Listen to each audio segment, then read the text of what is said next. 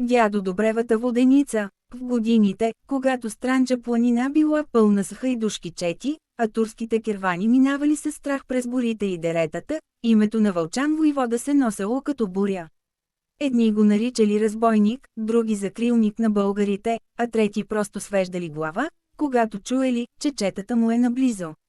Това се случило в местността Куредан Балкан, на края на Шейтан дере, място диво, каменисто и трудно за преминаване. Там, до самите скали и закачена под стените на голяма пещера, стояла старата воденица на дедо Добри. Воденицата била караджейка, малка, здрава и направена така, че водата да върти камъка дори когато потокът е слаб. Около нея растели стари върби, а отдолу реката минавала между камъни и корени. Дедо Добри живеел сам, мълчалив човек, нисък, сух и прегърбен от работа. От години мелел брашно на хората от околните села и познавал всеки път в планината.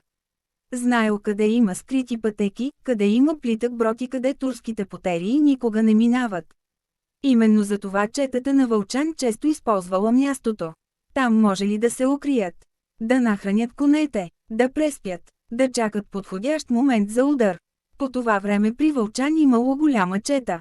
62 българи, 9 турци и 3 воеводи, поп Мартин, Вълчан и Караколю от Омарчево. Всички били тежко въоръжени, някои носели пищови и кремъклии, други дълги пушки, а най-старите хайдути още пазели кованите си саби от предишни битки. Четата не стояла дълго на едно място. Движела се постоянно, денем се криели, нощем вървели, а когато научили за богатото турско село Бояджикьой, Вълчан решил да удари. Новината дошла от търговец. В селото имало много злато, много нанизи, пари, богати къщи, а най-важното, селото било далеч от големите гарнизони. Само че било добре пазено. От четирите страни имало караули. Вълчан събрал войводите край огъня. Картата била разтлана върху старо одеяло. Поп Мартин посочвал пътищата. Караколю мълчаливо точил ножа си. Ако ударим бързо, ще успеем, казал Вълчан. А ако не успеем, попитал един от хайдутите. Тогава никой няма да се върне. Никой повече не проговорил. През следващата вечер четата тръгнала. Конете вървели бавно през гората. Никой не палял огън. Само шумът от копитата и дрънченето на оръжията се чували в тъмното. Малко преди разсъмване стигнали височините над Бояджикьой. Селото още спяло. Само караулите стояли по местата си.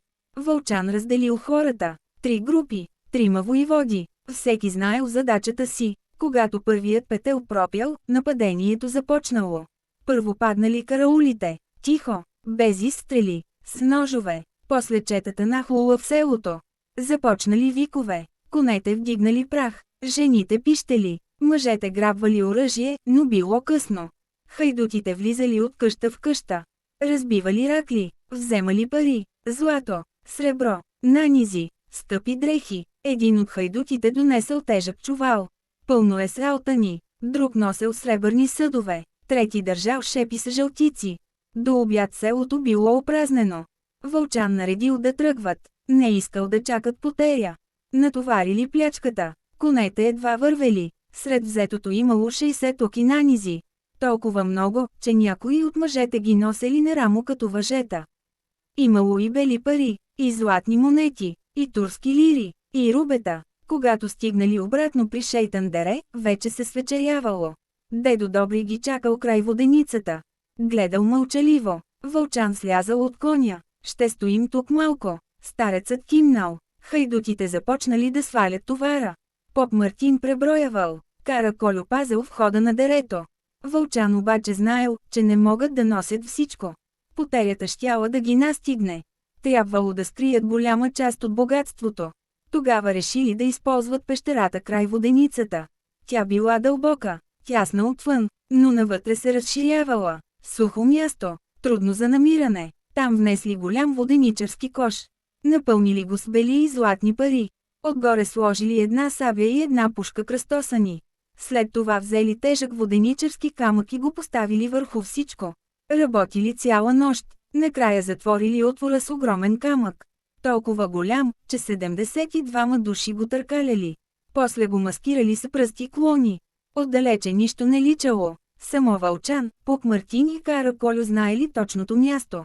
На сутринта Вълчан обходил района. Пред воденицата имало 3 стари върби. Срещу тях, пукнатина в скалата. Там скрили още нещо. Пищова на Вълчан, арнаутски, с сребърна дръжка, пълен с рубета. Оръжието било скъпо и изработено от добър майстор. Вълчан не искал да го носи постоянно. Край воденицата имало и поляна. Само една. В средата й стоял голям камък. Приличал на половин пласт сено. Върху него поставили шише. В него имало 3,5 оки рубета. А котлето на дедо Добри останало при кладенеца срещу воденицата. До кладенеца растял глок. Под него лежала синя речна плоча. Там заровили турските лири. Работили бързо, мълчаливо. Никой не искал да остава дълго. Но през цялото време дедо Добри ги наблюдавал. Стоял на портата на воденицата. Не мърдал, само гледал. Вълчан забелязал това. Отишъл при него. Дадохме ти дял. Защо гледаш? Старецът не отговорил. Казахме ти да си тръгнеш с котлето пълно с пари. Пак мълчание. Тогава Вълчан се ядосал. В онези години хайдушките закони били жестоки. Всеки, който знаел тайна им можел да предаде четата, ставал опасен. Поп Мартин опитал да успокои войводата. Но Вълчан вече бил решил. Ако остане жив, ще проговори. Някои от мъжете не искали това. Други мълчали. Накрая вързали дедо Добри прав за вратата на воденицата. Старецът не се молял. Само гледал към реката. После подпалили воденицата. Огънят тръгнал бързо. Сухото дърво пращяло. Пламъците осветили цялото дере. Никой не проговорил. Само шумът от огъня се чувал. Когато покривът паднал, Вълчан се обърнал към четата. Тръгваме. На разсъмване от воденицата останали само въглени гради и камъни. Но богатството останало скрито. Преди да си тръгнат, поп Мартин прочел клетвата. Всеки от четата сложил ръка върху кръста си. Клетвата била проста. Който намери имането, да направи черква. Да напише имената им на престола. И попът да ги споменава. Защото много кръв били пролели. Тогава поп Мартин казал, ако човек вземе това злато само за себе си, няма да види добро. Мъжете мълчали. Всеки знаел какво е направил. След това четата се разделила. Едни тръгнали към Странджа, други към Сакар. Вълчан и най-близките му хора изчезнали в гората. Но историята за дядо Добревата воденица останала. Минавали години, после десетилетия. Воденицата вече я нямало. Само каменни основи и обгорели останки стояли край дерето. Но хората помнели. Старите овчари разказвали, че понякога нощем се чувал шум от воденично колело. Други се кълнели, че виждали светлини край пещерата. Имало и маняри, които търсели богатството. Някои копаели при върбите, други около кладенеца, трети търсели пукнатината с пищова. Но мястото било трудно, каменисто, дълбоко в дерето. Много хора се отказвали, други изчезвали. Един стари маняр от Ясна поляна разказвал, че намерил синята плоча. Но когато започнал да копае, земята поддала и едва се спасил. Друг твърдял, че открил големия камък пред пещерата. Но не успял да го помръдне. За такъв камък трябват 70 души, казвал старецът. С времето историята станала почти забравена. Но в Странджа още има хора, които вярват, че богатството на Вълчан лежи там. При Шейтан дере, край 3 върби, под синята плоча, и зад огромния камък в пещерата. А клетвата още се помни, че който намери имането, трябва да направи черква. И да споменава имената на онези, които са загинали за него.